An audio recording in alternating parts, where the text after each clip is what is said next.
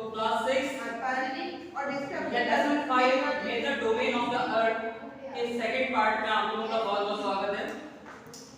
तो जो major domain of the earth है वो तो 3 मैंने आपको बताए थे और वो फोर्थ वाले को सब कंप्लीट करते हैं, पूरा कंबाइन करके उसको फॉर्म करते हैं, जिनके नाम आपके हाइड्रोस्फीयर, बायोस्फीयर, लैंडस्फीयर, इसको टॉपस्फीयर कहते हैं, और एटमॉस्फेयर होता है। ठीक है, तो इसमें जो हाइड्रो, लिथोस और एटमॉस्फेयर है वो मिलके बायोस्फीयर को फॉर्म करते हैं, है ना।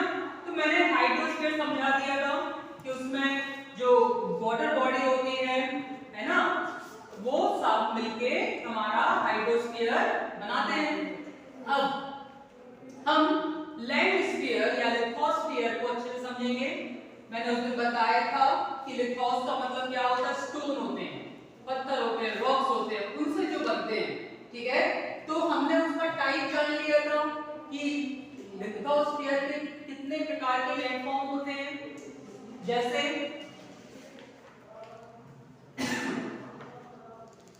प्लेन्स होते हैं, है ना, मैदान, माउंटेन्स होते हैं, बड़े बड़े पहाड़, उसमें पीक्स यानी कि मतलब पर्वत चोटियां भी होती हैं, जैसे कि आप किसी के नाम जानते हो, सागर माता, नाम सुना? नहीं, क्योंकि सागर माता वो उसको नेपाल में कहते हैं, इंग्लिश में उसको इंग्लिश में उसको माउंट एवरेस्ट कहते हैं। क्या कहते हैं? Mount Everest. आप लोगों ने सुना है इसको, है ना?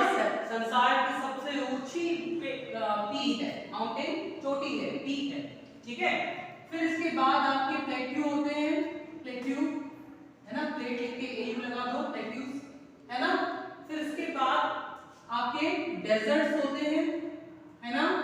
फिर डेजर्ट्स के बाद आपके आइलैंड ग्रुप्स होते हैं, है ना।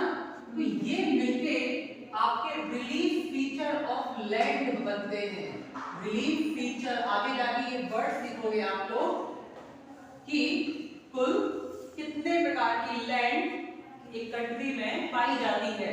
मैदान, प्लेन्स होते हैं, इनमें आप खेती करते हो, ये ट्रांसपोर्ट एक्टिविटी वगैरह में ये चीजें आसान होती है। फिर मतलब माउंटेन आता है, यहाँ पे टूरिज्म होता है, ये सोर्स ऑफ रिवर्स होती हैं, है ना, कि बड़ी बड़ी नदियां यहाँ से निकल रही हैं। ये स्नो कैप भी हो सकते हैं, बर्फ से ढके हुए भी हो सकते हैं।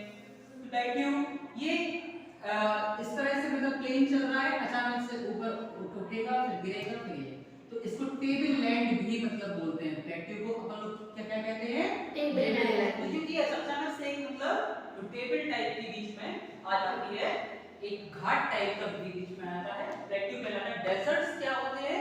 रेगिस्तान। ये सैंड ड्यून्स यानी कि जो सैंड रेत होती है उसके ड्यून्स होते हैं, उसके टीले होते हैं, उससे ये मतलब बनते हैं।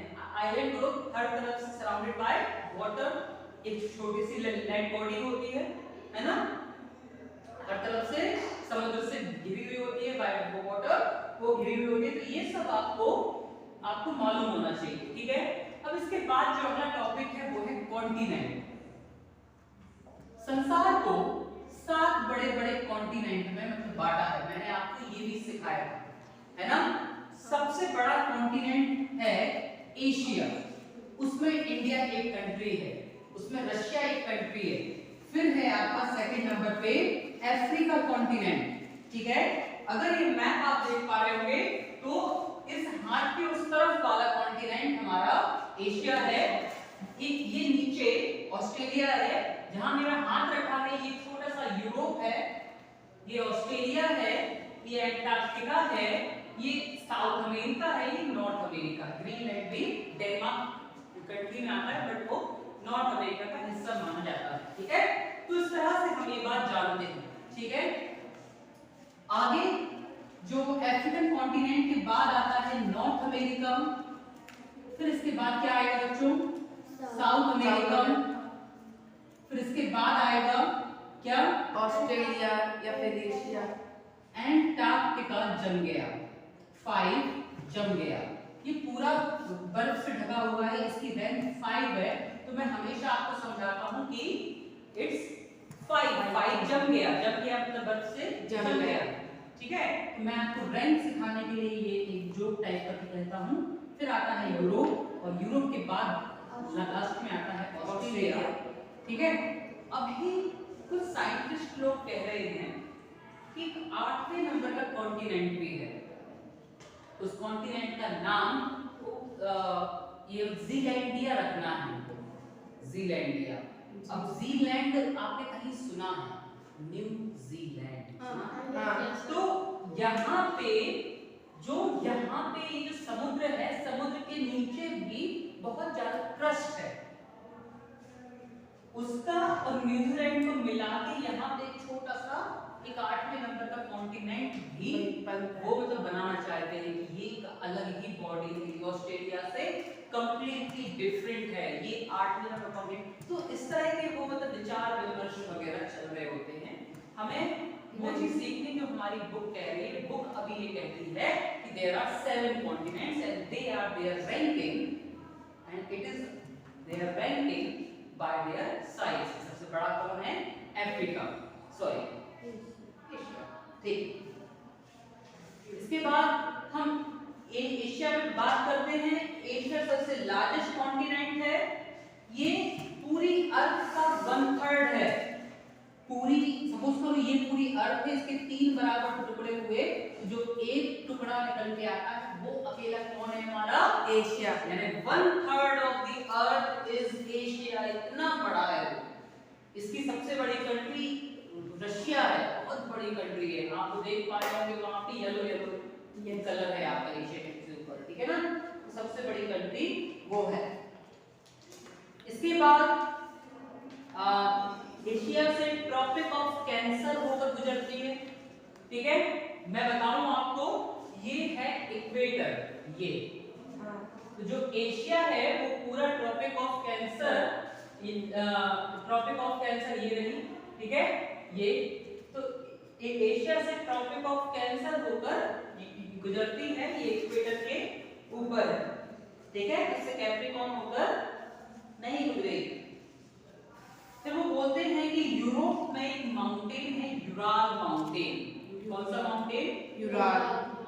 यूराल माउंटेन है, वो एशिया को यूरोप से अलग करता है। मैं आपको बताना चाहूंगा, यहाँ एक पर्वत चोटी है, एक पर्वत श्रृंखला है, ये जो मैंने ब्लैक साइन लगाया है, ये यूराल माउंटेन रेंज है। ये एशिया को यूरोप से अलग करती है। इस कारण से, और यहाँ नहीं है वो, ठीक है, हाँ।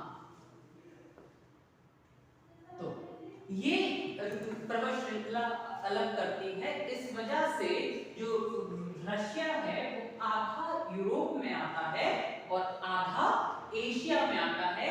इसीलिए रशिया को यूरेशिया भी कहते हैं। क्या कहते हैं? यूरेशिया क्यों कहते हैं? क्योंकि वो आधा यूरोप में है और आधा एशिया में है, मतलब बिल्कुल ना के बराबर यूरोप में है। अपना वो सिर्फ 1/10 है, बाकी पूरा वो कहाँ है? 9/10 कहाँ है? अगर रशिया के 10 टुकड़े कर दिए जाए तो एक टुकड़ा बस आपका यूरोप में है, बाकी के 9 टुकड़े कहाँ पर है? 9/10 कहाँ पर है? एशिया में। इसके बाद हम यूरोप पे आते हैं।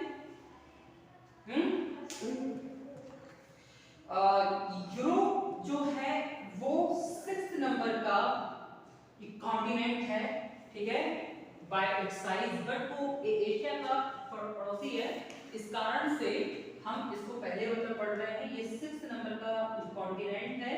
इसके नॉर्थ में आर्कटिक सर्कल है, ये एक सर्कल है, इसके नॉर्थ में है। ये आर्कटिक ओशन भी इसके नॉर्थ में है। इसके नॉर्थ में कौन सा ओशन है? आर्कटिक ओशन है, ठीक है। और यूरोप जो है वो एक तरफ से लैंड से घिरा हुआ है और 3 तरफ से समुद्र से घिरा हुआ है। अगर आप यूरोप के साउथ में देखें तो यहाँ पे एक मेडिटेरियन सी है, यहाँ पे नॉर्थ अटलांटिक ओशन है और ऊपर आर्कटिक ओशन है। तो एक तरह से यूरोप जो है वो 3 तरफ से वाटर से घिरा हुआ है, यानी एक पेनिनसुलर कॉन्टिनेंट है, और एक तरफ से वो लैंड से घिरा हुआ है। इसके बाद हम अफ्रीका की बात करते हैं। अफ्रीका को कई सालों तक डार्क कॉन्टिनेंट भी कहा गया। क्यों? क्योंकि ये संसार जो था वो उसके अंदर नहीं जा पाया था। क्यों? क्योंकि बहुत खतरनाक जंगली जानवर, इतने घने वन, है ना, तो बहुत समय तक उसके अंदर नहीं जा पाए थे, और वो बिल्कुल ही नजदीक था, जुड़ा हुआ था, सबको मालूम था कि यहाँ पे अफ्रीका होना चाहिए, ठीक है ना, तो वो उनका डार्क कॉन्टिनेंट भी कहते हैं। और इस दुनिया का सबसे बड़ा सेकंड नंबर का कॉन्टिनेंट है आफ्टर एशिया, ठीक है। तो इस तरह से, हाँ, अफ्रीका की खास बात यह है, अफ्रीका से ट्रॉपिक ऑफ कैप्रिकॉर्न भी निकलती है, इक्वेटर भी निकलती है, और कैंसर भी निकलती है, यानी कि इसमें से तीनों विशेष जो इमेजिनरी लैटिट्यूड्स हैं वो तीनों गुजरती हैं। अगर कभी क्वेश्चन आता है कि ऐसा कौन सा कॉन्टिनेंट है जिससे ट्रॉपिक ऑफ कैंसर भी निकली है, इक्वेटर भी निकली है, और ट्रॉपिक ऑफ कैप्रिकॉर्न भी निकली है, तो उस कॉन्टिनेंट का नाम है अफ्रीका, ठीक है। क्योंकि एशिया के कुछ आइलैंड ग्रुप से आपका इक्वेटर निकला है, बिल्कुल जो साउथ एशियन कंट्री है उससे इक्वेटर निकला है, इंडिया जैसी कंट्री से ट्रॉपिक ऑफ कैंसर निकला है, किंतु कैप्रिकॉर्न नहीं निकला एशिया से, ठीक है ना। उसी तरह से यूरोप से तो शायद ट्रॉपिक ऑफ कैंसर भी नहीं निकली, कोई भी जो विशेष इमेजिनरी लाइन है वो निकली नहीं। एक और इमेजिनरी लाइन मान ली है आर्कटिक सर्कल, तो यूरोप से आर्कटिक सर्कल निकला है, समझ रहे, ट्रॉपिक ऑफ कैंसर के भी बहुत ऊपर, ठीक है। लेकिन अफ्रीका खास बात यह है कि इससे तीनों विशेष Tropic of Cancer, then equator, then Capricorn, तीनों इमेजिनरी लाइन निकले हैं, क्योंकि इसकी जो लैंड बॉडी है वो बहुत बड़ी है और एक ऐसी लोकेशन पे। समझ? अगर आप साउथ अमेरिका की बात करेंगे तो इससे इक्वेटर निकला है, तो कैप्रिकॉर्न निकला है, बट ट्रॉपिक ऑफ कैंसर इसके बहुत ऊपर है। इन भाई साहब से आपका सिर्फ ट्रॉपिक ऑफ कैंसर निकला है नॉर्थ अमेरिका से, ठीक है, और इससे सिर्फ कैप्रिकॉर्न निकला है, ये इक्वेटर भी इससे दूर है, ठीक है, ऑस्ट्रेलिया से। तो ये खास कॉन्टिनेंट इस तरह से बन जाता है, ठीक है। सहारा डेजर्ट जो मैंने अभी बताया था कि एक तरह का रिलीफ फीचर होता है डेजर्ट, सहारा डेजर्ट यानी दुनिया का सबसे बड़ा desert 90 lakh square kilometre area में फैला हुआ एक डेजर्ट नॉर्थ अफ्रीका बनाता है। अफ्रीका का नॉर्दर्न हिस्सा 90 लाख स्क्वायर किलोमीटर का डेजर्ट, एक वाइट डेजर्ट यहाँ पे है, क्योंकि बहुत ही गर्म होता है। और यहाँ एक जगह है लीबिया, तो लीबिया संसार में सबसे गर्म क्षेत्र है, संसार में सबसे गर्म 58 डिग्री सेल्सियस वहां का टेम्परेचर पहुंच जाता है, 58 डिग्री सेल्सियस, ठीक है।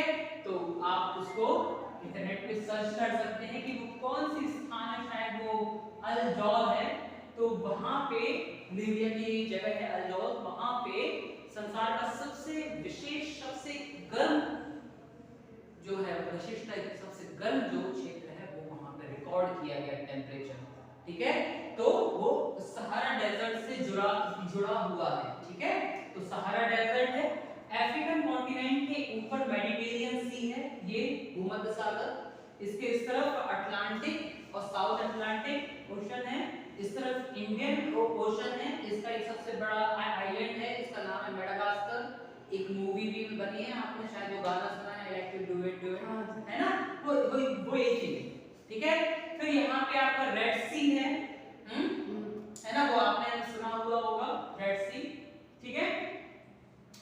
तो इस तरह से हमारा ये जो अफ्रीकन कॉन्टिनेंट है एक विशेष बड़ा कॉन्टिनेंट बनता है। इसके बाद नंबर आता है नॉर्थ अमेरिका का। नॉर्थ अमेरिका थर्ड नंबर का सबसे बड़ा कॉन्टिनेंट है। नॉर्थ अमेरिका में संसार का सबसे मजबूत देश भी है, इसका पैसा, जिसका मनी बड़ा मजबूत है, जो उसको सबसे मजबूत बनाता है। That's USA, United states of America. तो नॉर्थ अमेरिका जब शब्द दिमाग में सुनते तो तुम्हारे दिमाग में सिर्फ एक चीज गूंज रही होती है, वो क्या है? अमेरिका। अरे अमेरिका जाना है, अमेरिका जाना है। अरे नहीं रे पगले, यूनाइटेड स्टेट्स ऑफ अमेरिका जाना है तुमको, अमेरिका नहीं जाना है। पूरा नाम क्या है उसका? यूएसए, या फुल फॉर्म कहें तो United states of America. 50 states का ग्रुप है। कितने स्टेट्स का? 56। ठीक है। उसके इस तरफ आपकी कुछ इधर ब्रिटिश कॉलोनीज हैं, इधर पे मतलब फ्रांसीसियों का राज था, इधर पे स्पेनिश कंट्रीज का राज था, ये फ्लोरिडा वगैरह। इसका इतिहास कभी तुम लोगों को सुनाएंगे, कभी अपने इंडिया में नहीं पढ़ाते हैं अभी लगे इतिहास, लेकिन कभी समय मिलेगा तो मैं आपको बताऊंगा। मेरा फेवरेट टॉपिक रहता है हिस्ट्री। ठीक है। नॉर्थ अमेरिका विश्व का थर्ड लार्जेस्ट कॉन्टिनेंट है। नॉर्थ अमेरिका विश्व का थर्ड लार्जेस्ट कॉन्टिनेंट है। इसके साउथ में एक नैरो स्ट्रिप है, एक पट्टी है, एक कंट्री है, उसका नाम है पनामा। तो पनामा को 15 अगस्त 1914 में खोला गया था। 15 अगस्त 1914। हम 15 अगस्त को और कैसे याद रखते हैं? मतलब व्हाट इज ऑन 15 अगस्त? 15 अगस्त क्या हुआ था? भारत देश इंडिपेंडेंस स्वतंत्र हुआ था। हमारा देश अंग्रेजों से स्वतंत्र हुआ था, हमारे देश में अपनी हुकूमत आई थी उसी दिन। लेकिन कुछ वर्ष पहले यहाँ एक कैनल खोदी गई, चालू की गई। कैनल जानते हो? हाँ, इधर समुद्र है, इधर समुद्र है, बीच में लैंड बॉडी। अब शिप को अगर यहाँ से वहां भेजना है तो बीच में एक जगह खोद दो, नाली बना दो, है ना? दैट्स अ नाली, दैट्स कैनल, है ना? तो उसमें से शिप होकर गुजर सकता है। तो 15 अगस्त 1914 में उसको चालू किया गया। ठीक है। तो वो पनामा कैनल से ये इससे जुड़ा हुआ है, साउथ अमेरिका से जुड़ा हुआ है। ठीक है।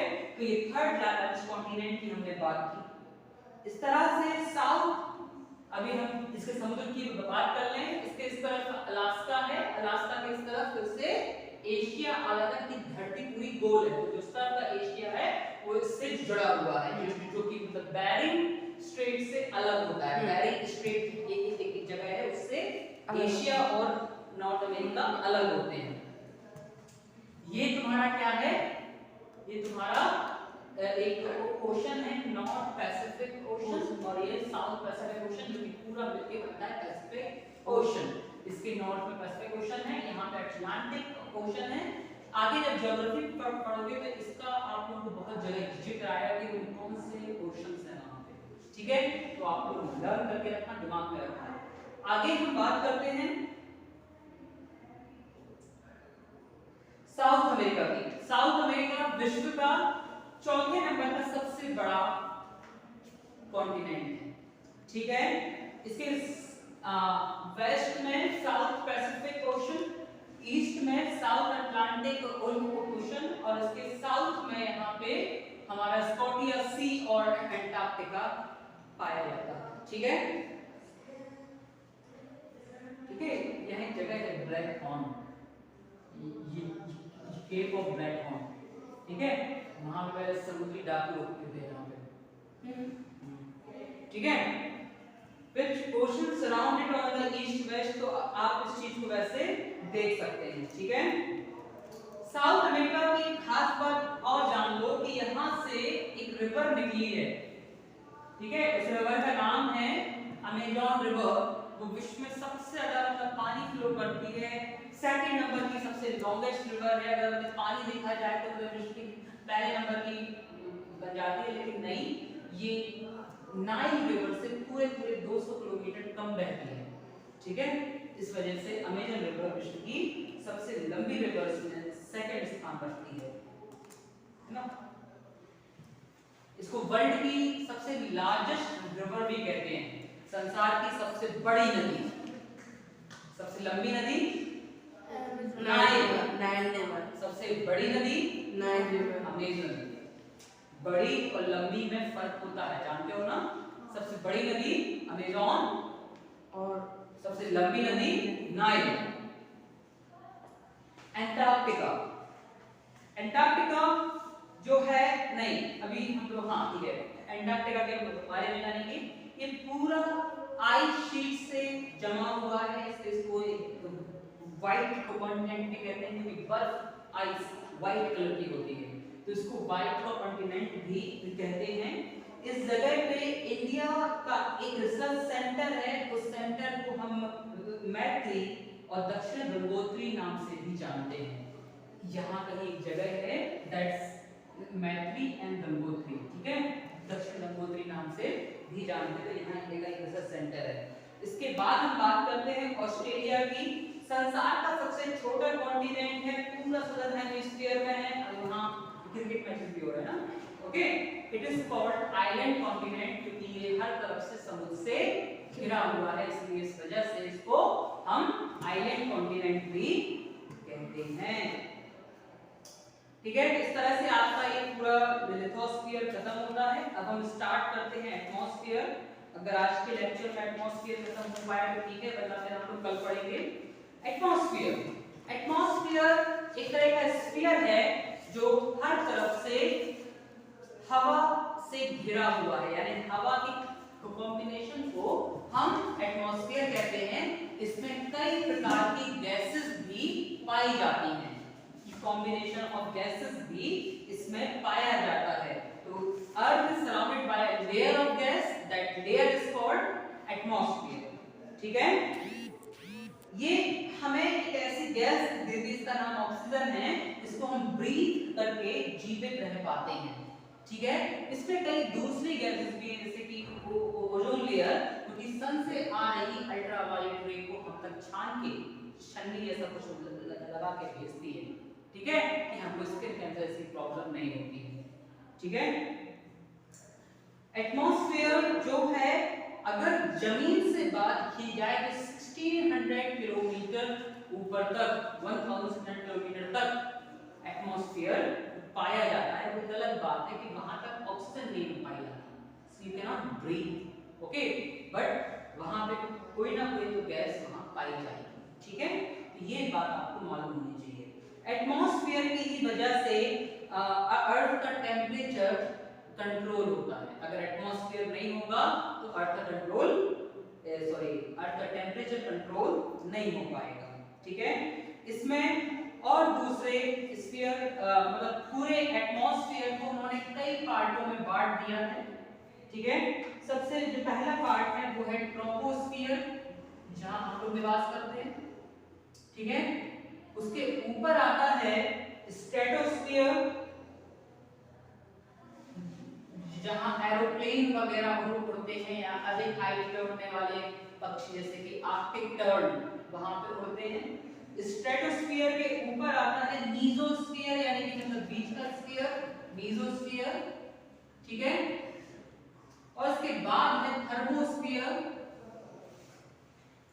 और सबसे ऊपर होता है एक्सोस्फियर, ठीक है। तो ये बात आपको मालूम होनी चाहिए, ये पूरा क्रम आपको मालूम होना चाहिए। अगर हम यहाँ पे ट्रोपोस्फियर की बात करें तो इसमें हम लोग सांस लेते हैं, हम लोग ट्रोपोस्फियर के निवासी हैं, ठीक है। तो लिखते हैं कि जो मेन गैस है हमारे एटमॉस्फेयर की वो नाइट्रोजन और ऑक्सीजन है। अगर नाइट्रोजन ऑक्सीजन को मिला दिया जाए तो पूरे वर्ल्ड का 99% गैस बन जाता है। बाकी की जो 1% गैस है वो अदर गैसेस हैं, example argon, carbon dioxide, neon, helium, ठीक है। तो ये बहुत कम मात्रा में कुछ गैसेस पाई जाती है, लेकिन नाइट्रोजन 78%, ऑक्सीजन 21%, ठीक है। मैंने उस दिन आपको लैंड में सिखाया था कि जो वाटर है वो 78 है, 71 है, और ये आपका 29 है, कौन, लैंड।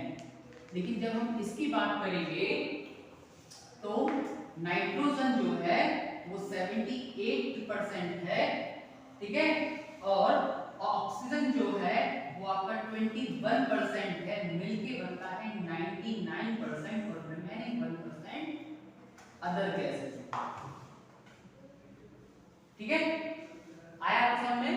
तो रिमेनिंग का मतलब 1% अदर गैसेस हैं, ये बात आपको मालूम होनी चाहिए। अच्छा मतलब परसेंट जानते हो? 100% मतलब whole.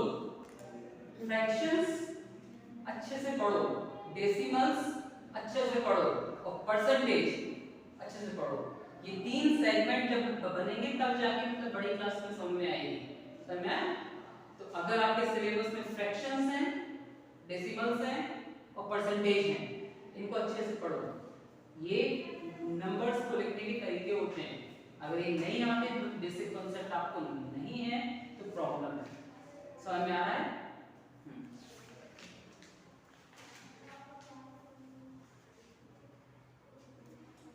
The density of the atmosphere varies with height. It तो जैसे जैसे अपन ऊपर बढ़ते जाते हैं हवा की जो डेंसिटी होती है वो कम होती जाती है, ठीक है। जैसे कोई माउंट क्लाइंबर्स है, वो माउंट को स्केल अप कर रहा है, ऊपर जा रहा है, क्लाइंब कर रहा है, तो उसे धीरे धीरे एटमॉस्फेयर में प्रेशर लगने लगेगा, उसके लिए सांस लेना मुश्किल हो जाएगा। वो अपने साथ ऑक्सीजन सिलेंडर लेके जाता है ताकि वो प्योर ऑक्सीजन को ब्रीथ कर सके, वो वहां पे सर्वाइव कर सके। जैसे जैसे हाइट बढ़ती है आपके ऑक्सीजन का लेवल कम होता जाता है, ठीक है, और अदर गैसेस का कंपाउंड वहां पे बढ़ता जाता है, ठीक है। और मैं आपको एक बात तो बता ही चुका हूं कि अगर टेम्परेचर कम होगा तो एयर का प्रेशर बढ़ जाएगा, ज्यादा प्रेशर में आप सांस नहीं ले पाएंगे, ठीक है, ओके, वो मॉडरेट होना चाहिए।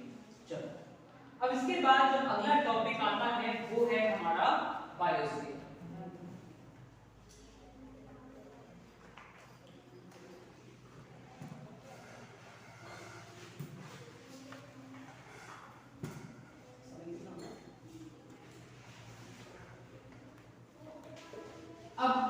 अभी हमने जाना लैंड का स्फीयर यानी लिथोस्फीयर, उसके पहले हमने आपको एटमॉस्फेयर पढ़ा दिया था। अब हम आपको पढ़ाएंगे बायोस्फीयर, ठीक है। तो लिथोस्फीयर, हाइड्रोस्फीयर और एटमॉस्फेयर मिलके सपोर्ट करते हैं लाइफ को, और लाइफ का स्फीयर कहलाता है बायोस्फीयर। तो जो बायोस्फीयर है वो अब हम अगली क्लास में जानेंगे, बट आप सिर्फ इतना जान लो कि बायो का मतलब होता है लाइफ, है ना। लाइफ एनिमल की भी हो सकती है, प्लांट्स की भी हो सकती है, ह्यूमंस की भी हो सकती है, फिश की भी हो सकती है, बर्ड की भी हो सकती है, और अदर लिविंग ऑर्गेनिज्म भी होते हैं जैसे कि माइक्रोब्स, अमीबा, पैरामीशियम वगैरह, माइक्रोब्स जो आपको माइक्रोस्कोप से दिखते हैं, ठीक है, तो उनकी भी होती है। तो ये सब जो जीवन होता है वो बायोस्फीयर में होता है। इस बायोस्फीयर को सपोर्ट करते हैं लिथोस्फीयर। अगर लिथोस्फीयर गायब कर दें, हाइड्रोस्फीयर अगर हम गायब कर दें और एटमॉस्फेयर अगर हम गायब कर दें तो क्या जीवन संभव है? हाँ नहीं। इनके बगैर मैं यहाँ कौन लगाना चाहिए, मिलियन की जगह लगाना चाहिए प्लस, जब ये मिलते हैं तब जाके बायोस्फीयर का वजूद यानी एग्जिस्टेंस बनता है।